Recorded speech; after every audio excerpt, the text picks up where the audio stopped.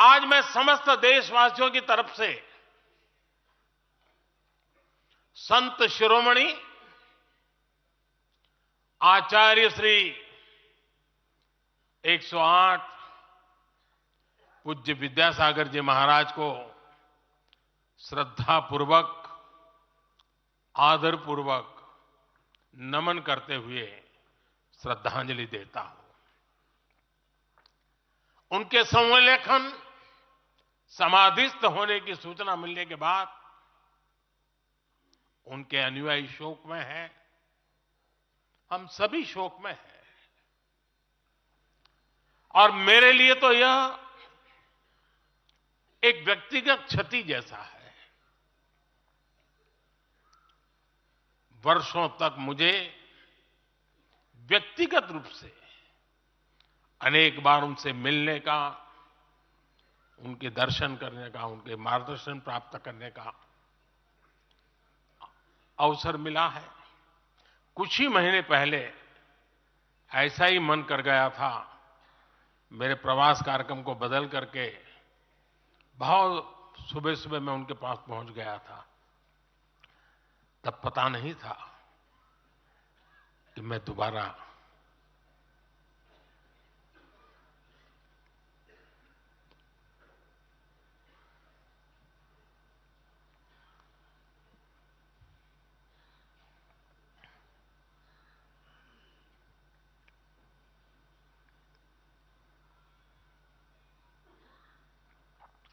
उनके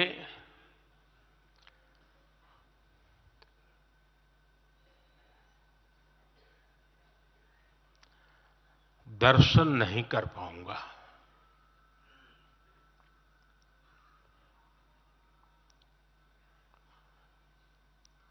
ये मेरा सौभाग्य रहा है कि पिछले 50 से भी ज्यादा वर्षों से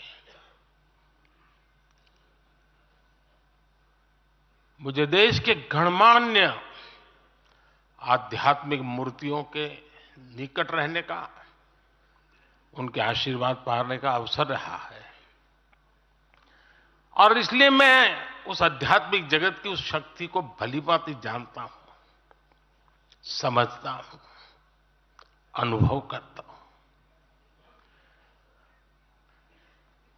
आपको सुनकर के आश्चर्य होगा कि वे तो दिगंबर परंपरा से थे।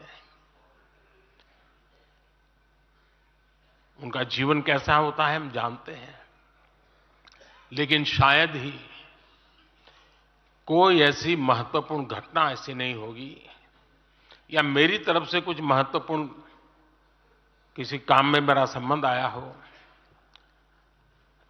24 घंटे के भीतर भीतर उसका एनालिसिस करके मुझे उनका संदेश आता था। यानी कितने जागरूक थे।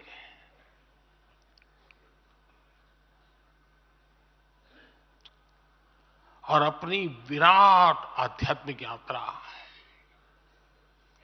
और उसके बाद भी वो हम सबको हमेशा प्रेरणा देते रहे हैं।